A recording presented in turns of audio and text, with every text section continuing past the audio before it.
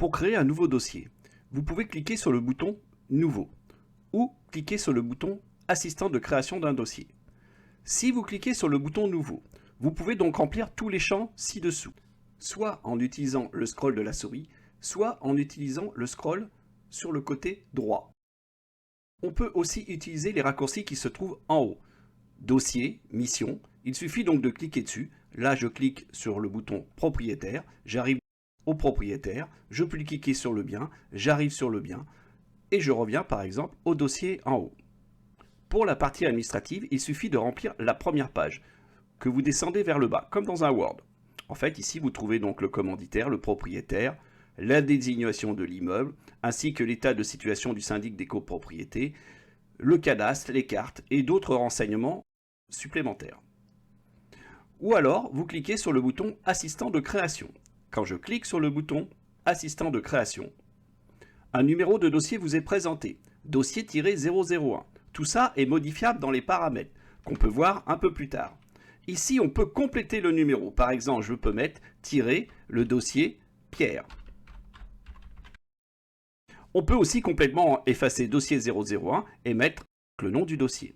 Vous voyez que c'est enregistré dans le disque C, OBBC, WinDTG, dossier 2024. On peut aussi modifier dans les paramètres ceci. Vous pouvez donc créer ça sur un drive, un serveur, un disque D ou autre chose. Je fais donc le bouton enregistrer pour enregistrer mon dossier. Maintenant, on va suivre le 1, 2, 3, 4, 5, c'est-à-dire le nom du dossier. On peut passer avec les petites flèches en bas ici. Donc là, vous avez donc le nom de l'intervenant, vous mettez donc le nom de votre intervenant, tout ce qui est date de création, de commande, d'intervention et de création de rapport, ainsi qu'une heure d'arrivée si vous êtes sur tablette. Vous passez donc avec la petite flèche et maintenant, on va choisir la mission. Ici, dans la mission, on pourrait prendre diagnostic technique global, diagnostic de performance énergétique ou audit énergétique. Vous avez aussi un bouton très important qui est la copropriété en cours de création. Si vous cochez cette case, cela remplira plein de champs dans le logiciel et dans votre dossier. Avec la petite flèche en bas à droite et j'arrive dans le commanditaire. Dans le commanditaire, vous avez donc des commanditaires qui peuvent être pré-enregistrés. Ici, par exemple, là, j'en ai un, copropriété du 49 boulevard Renard-Benoît. Si je clique ici, automatiquement, ça renseigne tous les champs. Comment a-t-on fait ceci? Vous avez un bouton complètement sur la gauche ici, je clique, et là, on peut tout renoter un syndicat.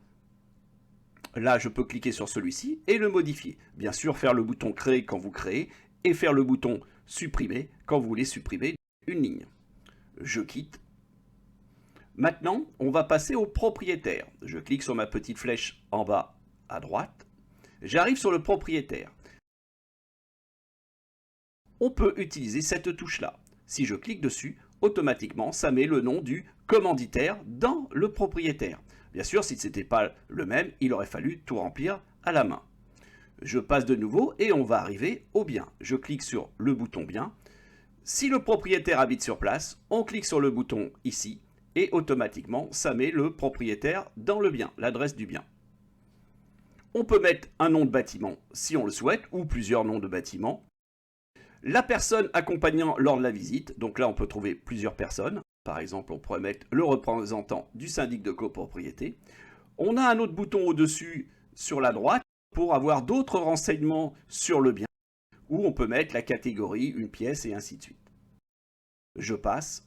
Voilà, maintenant on a fait la partie administrative générale. On peut donc soit saisir son DTG, soit faire un plan, ou saisir les autres renseignements administratifs comme les documents remis, l'entretien et ainsi de suite. Alors, je ne vais pas vous le faire voir ici, on va le voir un peu plus tard.